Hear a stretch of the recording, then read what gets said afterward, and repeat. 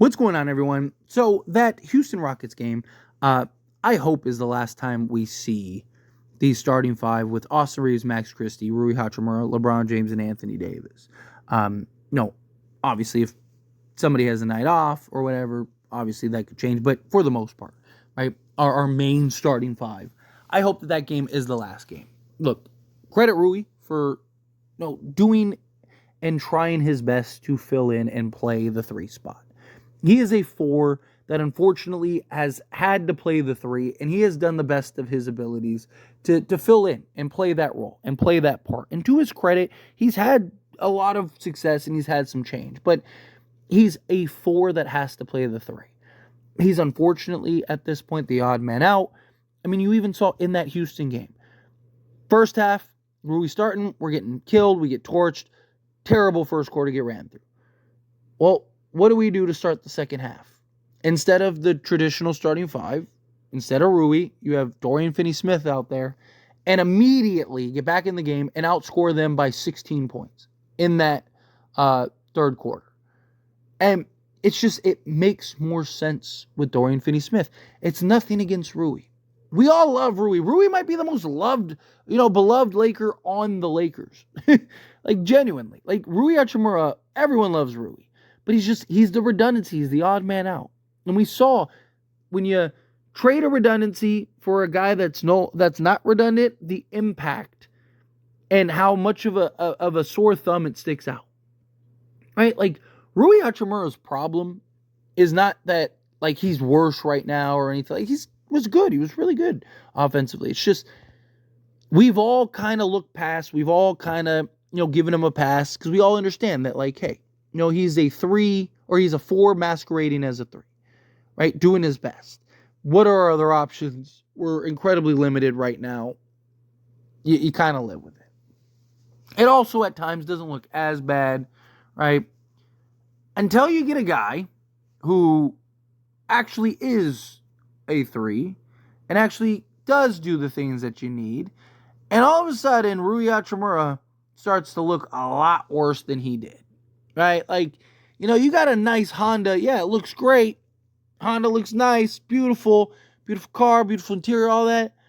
But then a McLaren pulls up, right? Like, and you're just like, wow, yeah, my car looks just like that, but it's masquerading as it's not the real one, right? Like, that's the difference.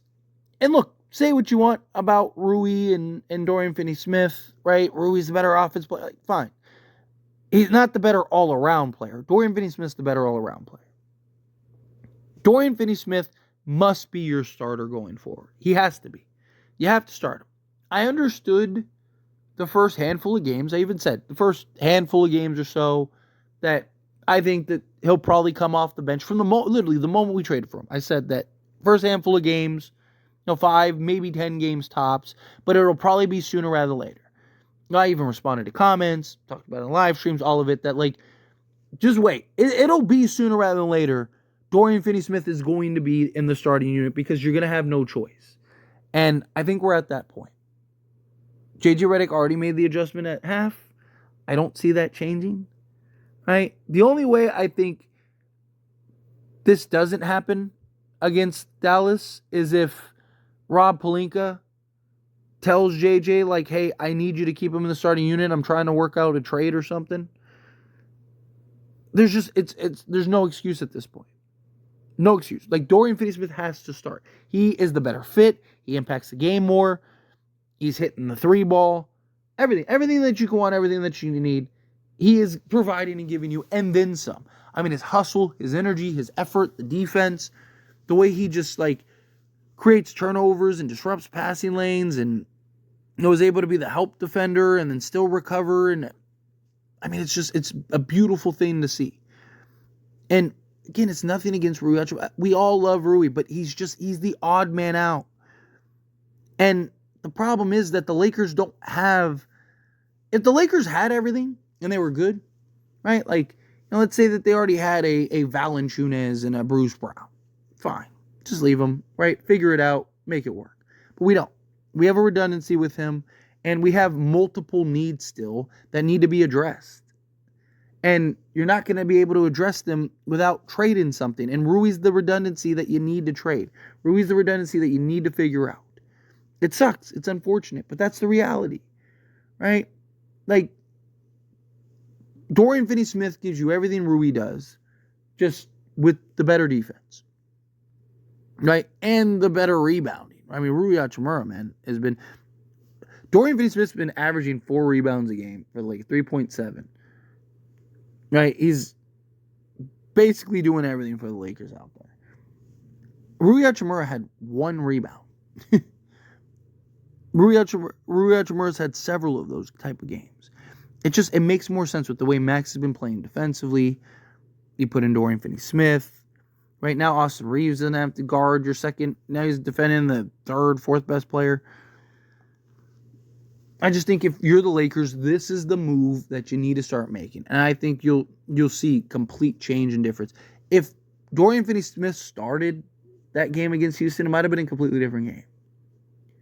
Because his impact, again, on the defense side, offensive side, right? Like, again, Lakers were right in the thick of it. Could have maybe closed. You don't think Dorian Finney-Smith starting and playing 35 minutes instead of 25 might have not impacted an extra... 5 points, 2 or 3 baskets? I do. I think it would have. I mean, Dorian Finney-Smith, literally, we've seen it from the moment he got on this Lakers team. Dude, his first game, he was like a breath of fresh air. After the first game, I talked about how, like, dude, this guy is like the closest thing to Jared Vanderbilt we've seen since Jared Vanderbilt. Right? Like Max Christie, or not Max Christie, Cam Reddish deserves a ton of credit.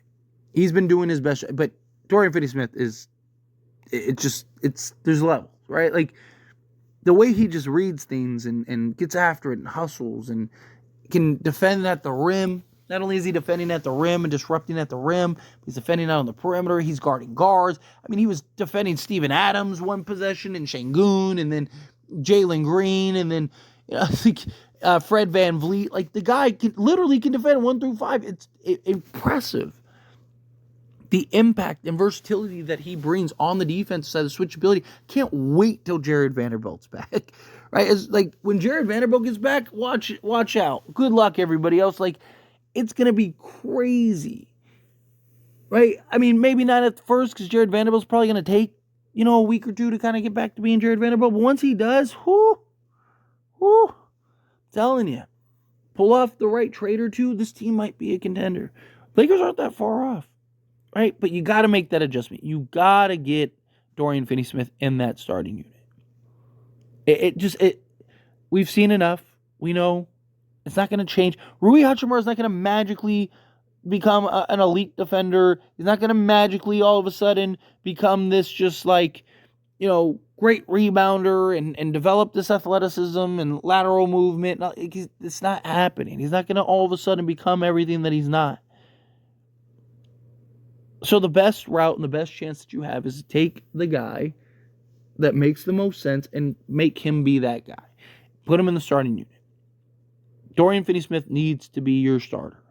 He needs to be the guy that slotted alongside Austin Reeves and Max Christie at your 3 with LeBron James and Anthony Davis. Lakers are already, since injecting just Max Christie, not even Dorian Finney-Smith because he hasn't been in the starting unit, Lakers are the 11th best defense team. What happens when you put Dorian Finney-Smith in that starting unit? I bet you that they move into the top 7. At least, maybe even top 5. And then once like Jared Vanderbilt comes back, I think that they'll be top 3 at worst. This team's going to be very good. I'm telling you, this team's going to be I think once everybody gets back, they'll probably be a top 5 to 7 defense and a top 5 to 7 offense, which would make them a contender, right? And if they can pull off another trade or 2 that kind of sticks with what they're trying to accomplish here, I think that the Lakers can potentially be a contender. Rattle off some wins. Also, you have such a huge opportunity here with this final kind of stretch of January, right? Like I said that I want the Lakers to go 10-4. Well, now you have to go 10-3. And I think if you put Dorian Finney-Smith in the starting unit, you have a very good chance of doing so. Very good chance. But anyway, as always, this is a discussion. Pass the question on you. Let me know your thoughts and opinions down in the comments below. What do you think? What are your thoughts? Do you agree? Do you disagree? Kind of mixed in the middle? Do you think, like, no, still be patient. Let Rui stay in the starting unit for now? Do you think, like, no, you got to get him out of the starting unit. Put Dorian Finney-Smith in there. It just makes more sense. But again, however you feel, whatever your thoughts are. Love to hear it. So let me know down in the comments below. That being said, if you haven't liked this video, hit that like button. Helps me a lot. So we enjoy these types of videos. Truly appreciate it. Not subscribe channel, hit that subscribe button. Turn on the bell notifications. Appreciate y'all. See you in the next one.